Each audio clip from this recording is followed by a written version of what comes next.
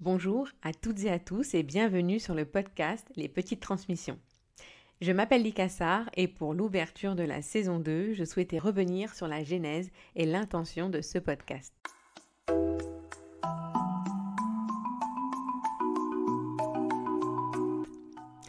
Le podcast Les Petites Transmissions est né d'une réflexion entre professionnels du secteur de la petite enfance qui trouvaient qu'il y avait assez peu de médias audio et visuels accessibles à tous. Depuis quelques années, on retrouve quand même de plus en plus d'écrits, d'articles de qualité ou de livres sur les différents thèmes qui nous intéressent, mais finalement assez peu sous ce format qu'est le podcast et qui semble être finalement adapté au plus grand nombre, à notre quotidien et même à nos préférences sensorielles. Beaucoup d'auditeurs me rapportent comment les épisodes de la saison 1 ont pu rythmer leur dimanche après-midi ou leur trajet en transport en commun ou en voiture. L'avantage, finalement, c'est qu'un épisode puisse s'écouter en plusieurs fois et dans tellement de circonstances. Dans mon quotidien, j'accompagne des assistantes maternelles, des professionnels travaillant en crèche, en école et même en maternité.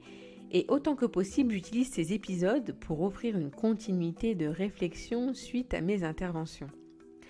Beaucoup de professionnels de terrain et notamment des responsables de structures m'ont rapporté qu'ils utilisaient certains épisodes comme des outils de pseudo-formation continue ou même de préparation de réunion. Tous ces retours nous font énormément plaisir parce qu'à l'origine de ce podcast, nous l'avons pensé comme un coup de pouce, un compagnon, un point d'union finalement entre tous les professionnels du secteur de l'enfance, de la petite enfance et de la périnatalité. L'été que nous venons de passer n'est pas hyper rassurant pour le domaine de la petite enfance. Cependant, ceux qui me connaissent savent que je suis de nature plutôt optimiste et je me dis que tout est une opportunité pour se remettre en question, redéfinir ses valeurs et re-questionner le métier. En tant que formatrice spécialisée en neurosciences affectives et sociales et formée notamment à la psychothérapie par la pleine conscience, je pense qu'une partie de la réponse se trouve dans l'apport de plus de conscience justement dans nos pratiques. Savoir est une chose, savoir-faire en est une autre, bien importante aussi, mais passons-nous suffisamment de temps sur l'être et le savoir-être. Ce que je veux dire par là, c'est que nos métiers, alors qu'ils touchent l'accompagnement de petits êtres vulnérables, ne doivent pas nous demander d'explorer uniquement l'enfant, mais aussi et surtout nous-mêmes, notre premier outil de travail.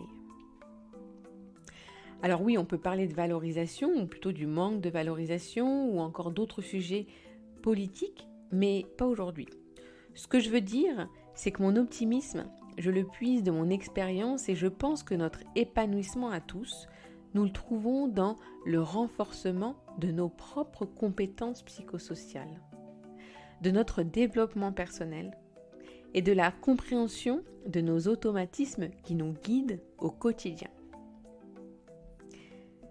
Pour revenir à l'intention de ce podcast et particulièrement de la saison qui démarre, notre souhait à tous, et je m'inclus là dans l'équipe des petites transmissions au sein du groupe des crèches et des écoles Montessori Les Petites Canailles, est de vous présenter des échanges et discussions permettant des prises de conscience, des voies de réflexion et des ouvertures sur de nouveaux sujets.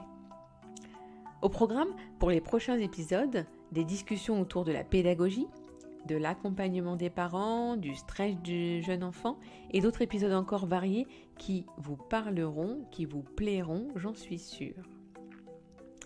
J'en profite pour redire que cette chaîne de podcast, nous l'avons pensée pour vous et nous sommes toujours très friands d'avoir vos retours et aussi pourquoi pas vos suggestions de thèmes.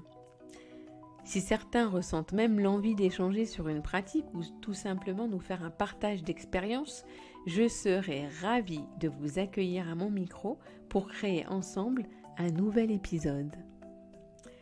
Enfin, si vous souhaitez me donner de la force, plus de force, centre d'effort et aider à la diffusion de ce podcast au plus grand nombre, je vous propose de le partager autour de vous, de mettre 5 étoiles sur votre plateforme d'écoute préférée, d'ajouter un petit commentaire et d'interagir avec nous sur les réseaux sociaux.